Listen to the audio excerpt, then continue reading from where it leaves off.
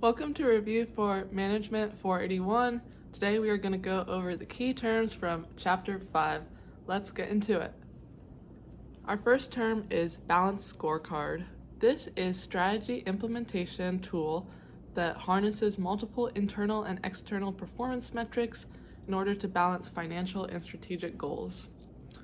Basically, a balanced scorecard looks at the performance within a firm and then performance outside of the firm and then determines goals. So let me actually pull up an example of this because it's kind of interesting.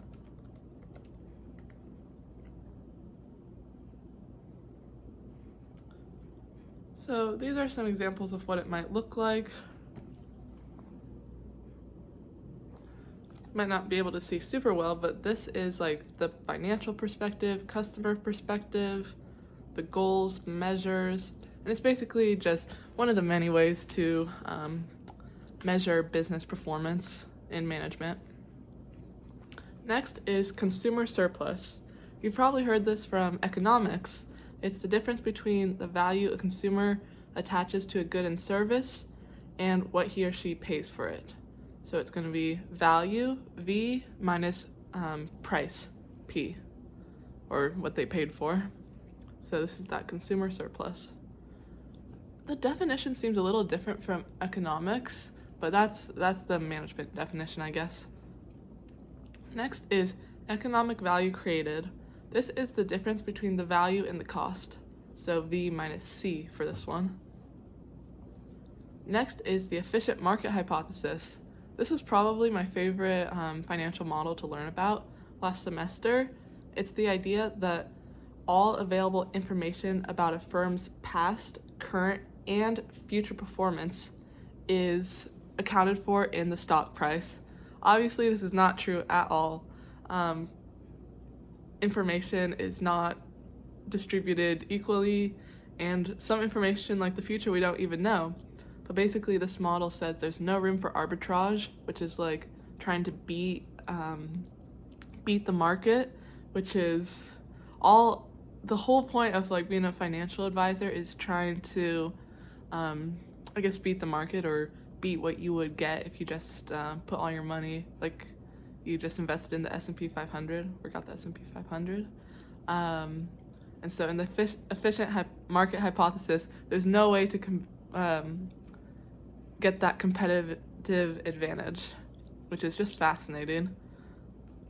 Next is environmental, social, and governance criteria, or ESG criteria. This is a set of standards beyond mere financial results on which companies are evaluated. So some people say a company's only goal is to maximize shareholder wealth or create value or make profits, but the ESG criteria says, okay, what are you doing for the environment, or are you being not too destructive for it? Some people say, okay, what are you doing for your community? I guess governance. I don't think it's government related, it's more like managerial. Let me look that definition up real quick. Action or manner of governing. I guess how are you operating? So this ESG criteria looks at things besides just like finances and numbers.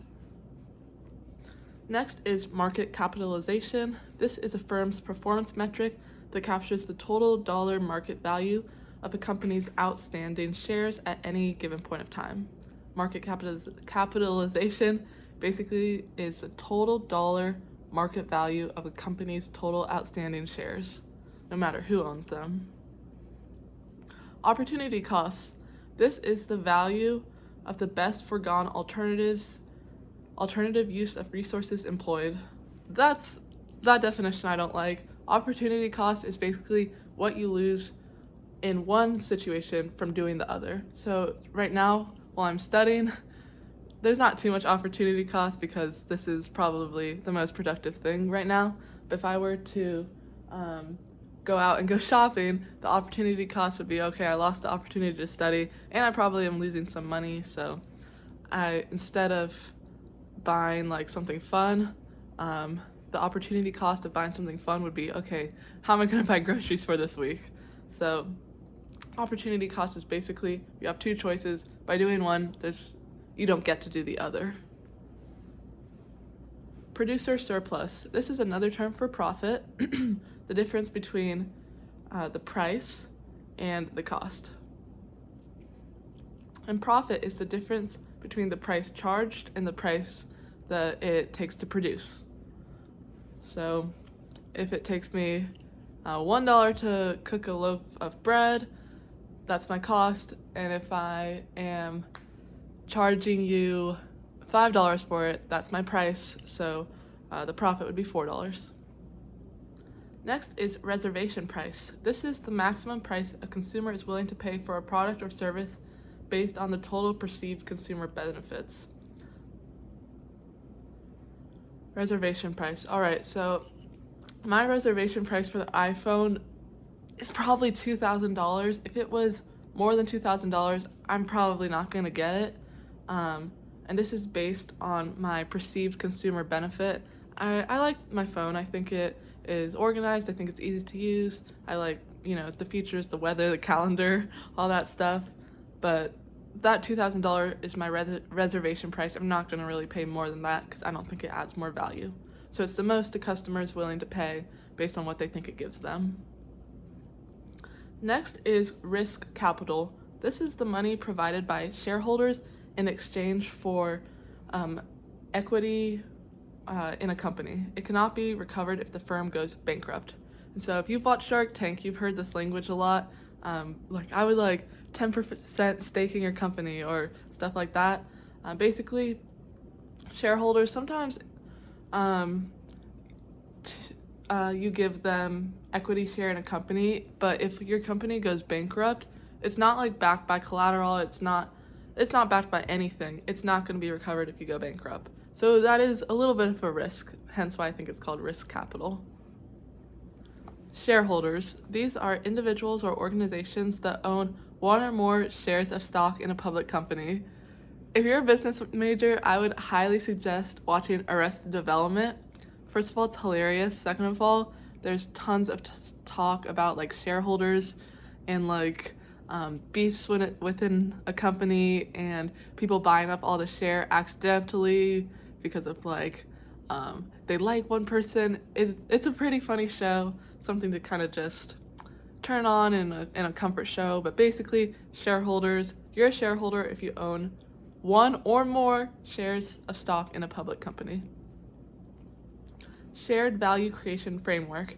This is a framework proposing that strategic leaders maintain dual focuses on shareholder value creation and value creation for society. Shared value creation framework. I'm going to ask my friend to put this in simpler terms.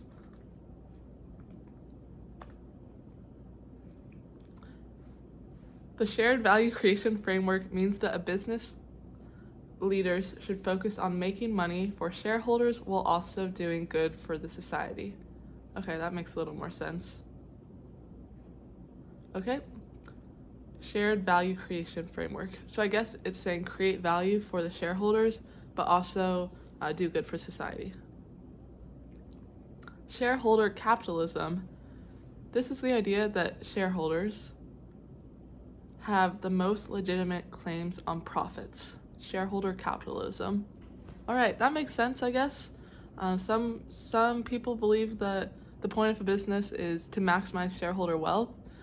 So that would, I think, fit into the shareholder capitalism framework. But yeah, that's just one idea of what the purpose of a business is for. Next is sustainable strategy. This is a strategy that can be pursued over time without detrimental effects on people or the planet. So sustainability, I remember in elementary school used to be like the big craze. Everyone was like, take shorter showers or do this or do that. And then now everyone's like coming after companies, which is probably a little more accurate. But a sustainable strategy for a company would be one that doesn't really hurt people or the environment over time. So it can be sustained. Total return to shareholders. Real quick, the difference between a shareholder and a stakeholder. A stakeholder has stake in a company, not necessarily shares. So they have some kind of investment in the company, whereas a shareholder, it's specifically you have one or more shares of the public company. So return to shareholders would be return on risk capital that includes stock price appreciation, so stock prices are going up, plus dividends received over a period of time.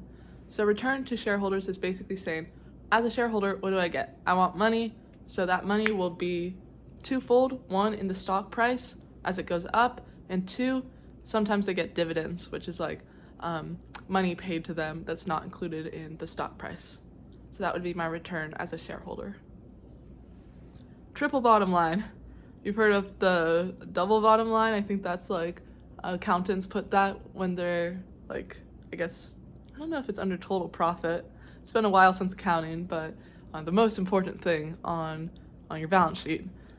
Triple bottom line, let's see what this is. This is a combination of economic, social, and ecological concerns that can lead to a sustainable strategy. So it's basically saying profits, people, and planet are the triple bottom line that lead to a sustainable strategy. All right. Okay, next one. We only have 2 more terms. Tragedy of the commons. That sounds dramatic. This is a problem that arises when individuals, companies, or nations pursue their own self-interest without considering the well-being of society.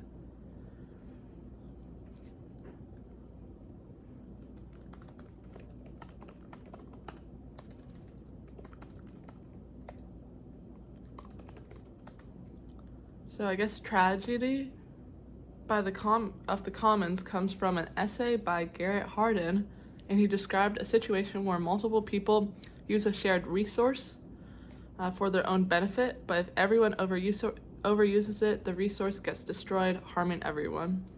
This is fascinating. I was learning about this in my economics of energy class, and it was a really interesting concept. The idea that if there is a pooled good, or like if everybody has access to something, like everyone can fish and there's no regulations, there's not really an incentive to conserve that resource because someone else is just going to come and use it if it's a limited resource. So tragedy of the commons is basically when everybody just uses the resource how they want, and it hurts the community, hurts the world.